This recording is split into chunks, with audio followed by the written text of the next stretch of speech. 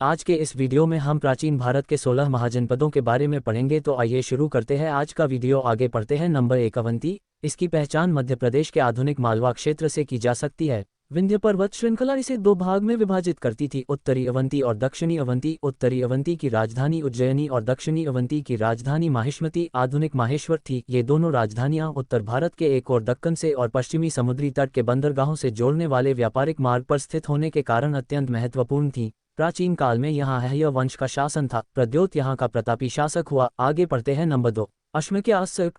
पाणिनि की अष्टाध्यायी, मार्कंडेय पुराण, बृहत संहिता व कई यूनानी स्रोतों के अनुसार अश्मक का राज्य उत्तर पश्चिमी भारत में था, जबकि बौद्ध ग्रंथों के अनुसार यह नर्मदा और गोदावरी नदियों के बीच स्थित था और दक्षिण भारत का एकमात्र महाजनपद था। इस प्रदेश की राजधानी पोटन, जिसे आधुनिक बोधन से चिन्हित किया जा सकता है, थी। इस राज्य के राजा इक्ष्वाकु वंश के थे।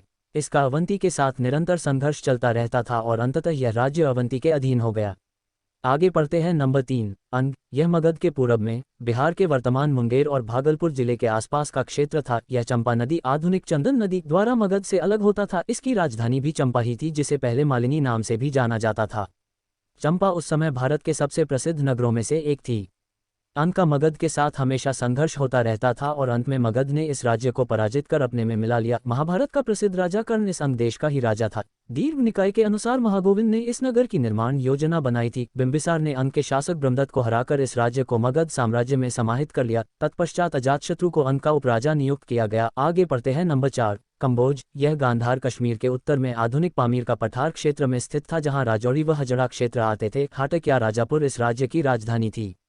वर्तमान में यह भारत से बाहर स्थापित है। चंद्रवर्धन व सुदाक्षना इसके दो सबसे प्रसिद्ध शासक हुए। आगे पढ़ते हैं। नंबर 5, काशी। काशी का राज्य उत्तर में वरुणा और दक्षिण में असी नदी के बीच बसा था। इसकी राजधानी उत्तर प्रदेश का वर्तमान बनारस, वाराणसी, जिसका नाम वरुणा और असी नदियों के नाम पर ही पड़ा है, था। 23 में जैन तीर्थंकर पार्श्वनाथ के पिता अश्वसेन काशी के ही राजा थे। इसका कौशल, मगध व अंग राज्य के साथ संघर्ष चलता रहता था। गुत्तिल जातक के अनुसार काशी नगरी 12 योजन विस्तृत थी और भारतवर्ष की सर्वप्रधान नगरी थी। अंततः इसे कोसल राज्य में मिला लिया गया। आगे पढ़ते हैं। नंबर 6, कुरु। परंपरानुसार यह युधिष्ठिर के परिवार द्वारा शासित था और इसकी राजधानी आधुनिक इंद्रप्रस्थ, जो बाद में 7वीं सदी में तोमर राजपूतों द्वारा दिल्ली नाम से स्थापित की गई थी। इस महाजनपद में आधुनिक हरियाणा तथा दिल्ली के यमुना नदी के पश्चिम के क्षेत्र अंश शामिल थे। जैनों के उत्तराध्ययन सूत्र ग्रंथ में यहाँ के इक्ष्वाकु नामक राजा का उल्लेख मिलता है। जातक कथाओं में सुतसोम, कौरव और धनंजय यहाँ के राजा माने गए हैं। कुरुधम जातक के अनुसार यहाँ के लोग अपने सीधे सच्चे मनुष्योचित बर्ताव के लिए अग्रणी माने जाते थे और दूसरे राष्ट्रों के लोग उनसे धर्म सीखने आते थे। बुद्ध के काल तक कुरु एक छोटा सा राज्य था, जो आगे चलकर एक गणसंघ बना। आगे पढ़ते हैं। नंबर 7,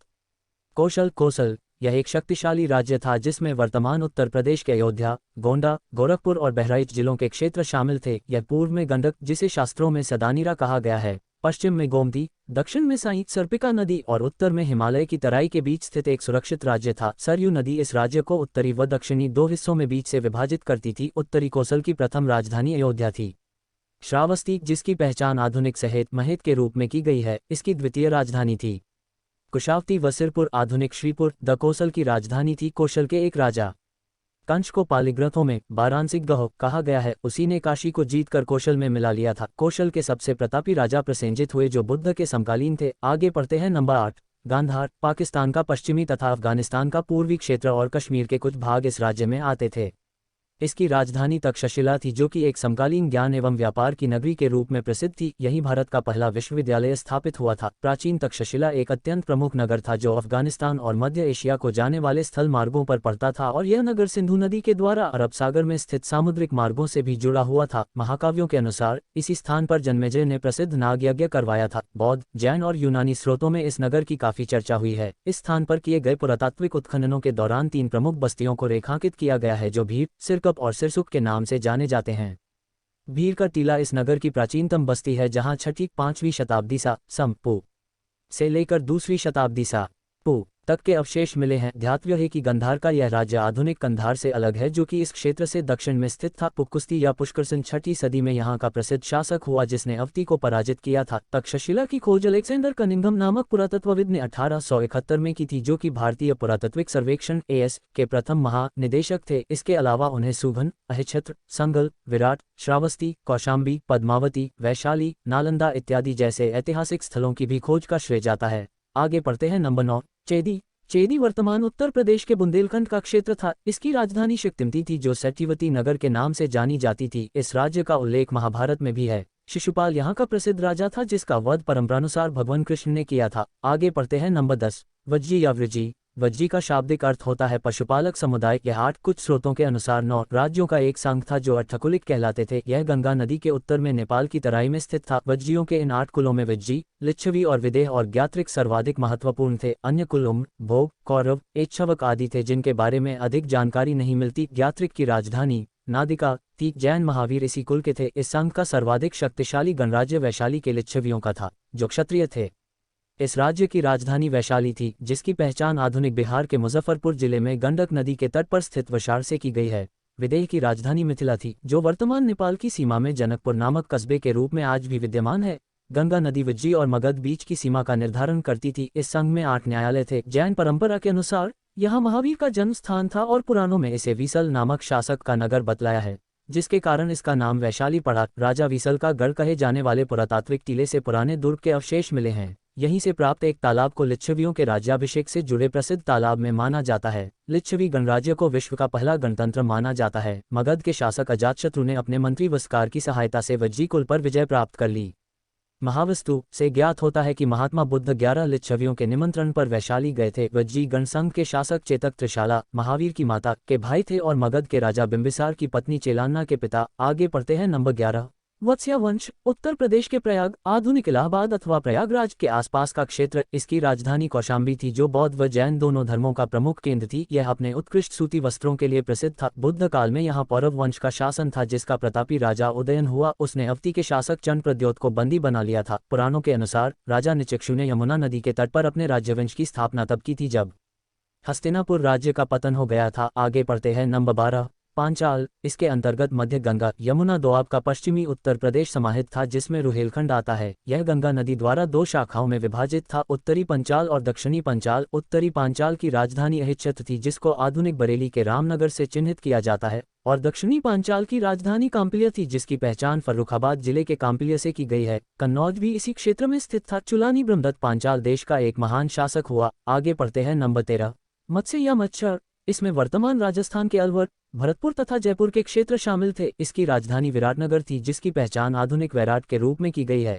इसका नाम इस राज्य के संस्थापक विराट के नाम पर पड़ा। ऐसा माना जाता है कि अज्ञातवास के दौरान इसी राज्य ने पांडवों को शरण दिया था। आगे पढ़ते हैं नंबर 14। मल। यह 9 कुलों का एक गणसंघ था जो पूर्वी उत्तर प्रदेश के देवरिया और गोरखपुर के आसपास विस्तृत था। मल्लों की 2 शाखाएं थीं। एक की राजधानी कुशीनारा थी जो वर्तमान कुशीनगर या कसिया है तथा दूसरे की राजधानी पावा या पव थी जो वर्तमान फाजिलनगर है। प्रारंभ में मल का राज्य एक राजतंत्र था जो कि बाद में गणतंत्र में परिवर्तित हो गया। कुछ जातक में गोकाक को वहां का प्रसिद्ध राजा बताया गया है। आगे पढ़ते हैं नंबर 15।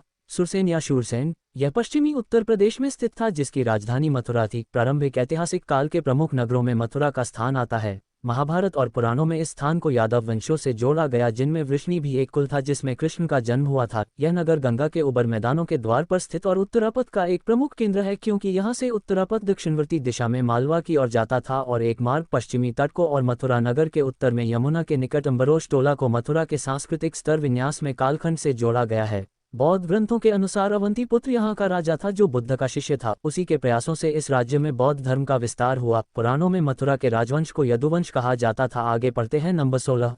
मगध। मगध महाजनपद दक्षिण बिहार के वर्तमान पटना व गया जिले में स्थित था। वह सभी 16 महाजनपदों में सबसे शक्तिशाली सिद्ध हुआ क्योंकि धीरे धीरे अन्य सभी राज्यों को स्वर्ण में समाहित कर यह भारत का प्रथम साम्राज्य बना। मगध का प्रथम स्पष्ट उल्लेख अथर्ववेद में मिलता है। हालांकि ऋग्वेद में मगध का प्रत्यक्ष उल्लेख तो नहीं किंतु कीकट जाति और उसके राजा परमनगद की चर्चा है जो कि संभवतः इसी क्षेत्र से संबंधित है। मगध के बारे में अधिक जानकारी हमें महाभारत और पुराणों से मिलती है। शतपथ ब्राह्मण में भी इस क्षेत्र को कीकट कहा गया है। गंगा नदी घाटी के क्षेत्र में आने के कारण यह एक अत्यंत उपजाऊ क्षेत्र भी था। इसकी प्रारंभिक राजधानी राजगृह वर्तमान राजगीर थी जो चारों तरफ से पर्वतों से घिरी होने के कारण गिरिब्रज के नाम से भी जानी जाती थी और सामरिक रूप से बहुत सुरक्षित थी। राजगीर के ऐतिहासिक महत्व को बौद्ध एवं जैन दोनों धर्मों से जोड़ा गया है। यहाँ दो नगरों को रेखांकित किया जा सकता है, प्राचीन राजगीर एवं नवीन राजगीर। प्राचीन राजगीर 5 पहाड़ियों के बीच स्थित था, जिसके चारों तरफ दोहरे पत्थर के सुरक्षा घेरे बने हुए थे जो बिंबिसार के द्वारा बनवाए गए थे। नवीन राजगीर भी पत्थर की दीवारों से घिरा था और प्राचीन राजगीर के उत्तर में बसाया गया था। यह सुरक्षा घेरे 25 से 30 मील के दायरे में फैले थे और संभवतः अजातशत्रु के द्वारा बनवाए गए थे। बाद में वैशाली एवं पाटलिपुत्र इसकी राजधानियां बनी। तो दोस्तों, कैसा लगा आज का वीडियो? ऐसी ही और भी जानकारी के लिए जुड़े रहिए हमारे साथ।